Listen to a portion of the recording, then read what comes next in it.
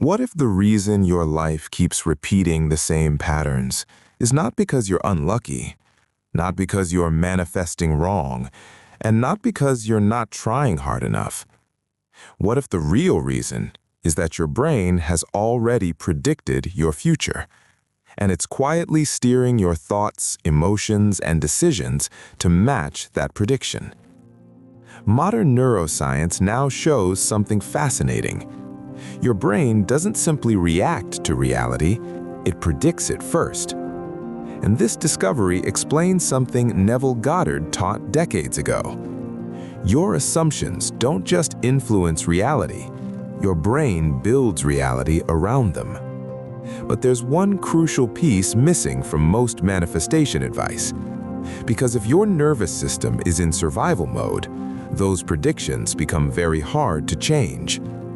And in this video, you'll discover why your brain predicts your future, why survival mode locks those predictions in place, and how calming your nervous system allows new assumptions to finally take root.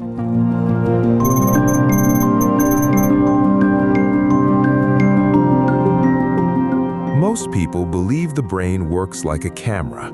You see something, your brain processes it, and then you react. But neuroscience shows something very different. Your brain is actually a prediction machine. Instead of waiting for information from the outside world, your brain is constantly guessing what will happen next. It does this using your past experiences, your beliefs, your emotional patterns, your assumptions. Then it sends those predictions forward before anything even happens. When reality arrives, your brain simply checks, did my prediction match? If it did, your brain relaxes. But if it didn't, your brain tries to correct reality to match the prediction, which means something powerful. Your brain isn't just observing your life, it's actively shaping what you experience.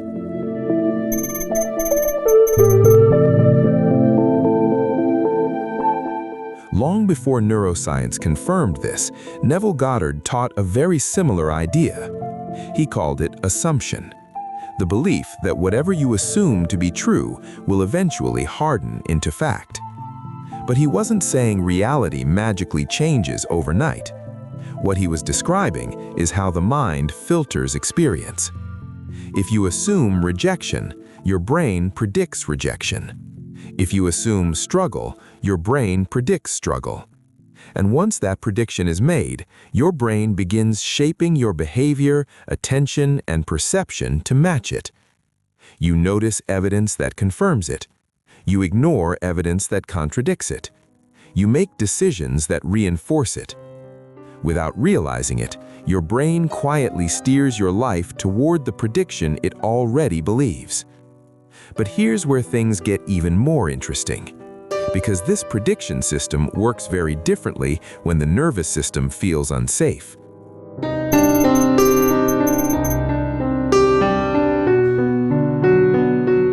When your nervous system senses danger, a small structure in your brain activates, the amygdala. The amygdala's job is simple: protect you. The moment it senses threat, it shifts the brain into survival mode: fight, flight, freeze, or fawn. And when this happens, something important changes. The brain becomes far less interested in new possibilities. Instead, it becomes obsessed with predicting danger. This is why people stuck in chronic stress often experience the same emotional patterns again and again. Their brain isn't trying to manifest a better future. It's trying to avoid predicted threats. So if someone experienced rejection before, the brain predicts rejection again. If someone experienced failure before, the brain predicts failure again. And the nervous system keeps reinforcing those predictions. Not because you're broken, but because your brain is trying to protect you using old data.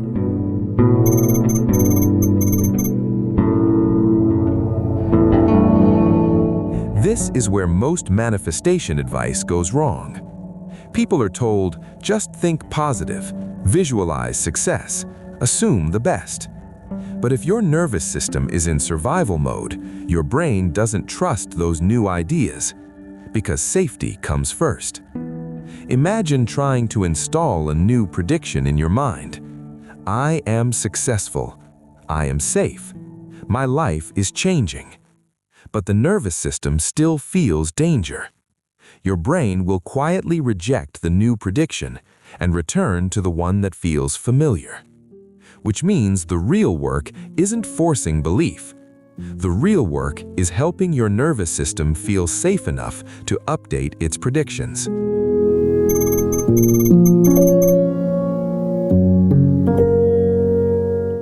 This is the missing bridge between neuroscience and Neville Goddard's teachings. Assumptions influence reality, but assumptions only stabilize when the nervous system feels safe. When the body shifts out of survival mode, the brain becomes more flexible. The amygdala relaxes. The prefrontal cortex becomes active again. And suddenly, the brain becomes open to new predictions. New assumptions begin to feel believable. New possibilities start to feel natural. And over time, the brain slowly rewires the predictions guiding your life. Which means the real manifestation work often begins in the body first, not in the mind. Calm the nervous system, and the brain becomes capable of believing something new.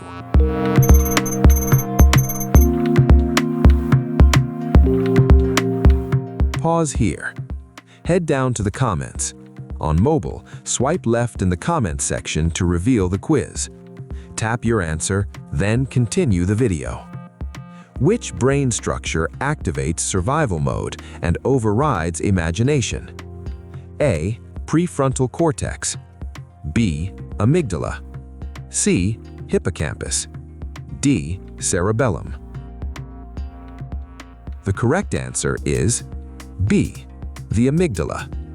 This small structure decides when the brain shifts into survival mode. And when it activates, the brain prioritizes protection over possibility. Now that you understand how the brain predicts reality, the next question becomes even more interesting.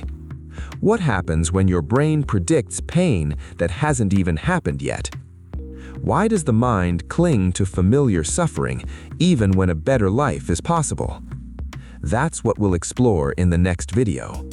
Because the brain often chooses familiar pain over unfamiliar freedom. And understanding that pattern may completely change how you approach healing. We regulate the body first, so belief finally works.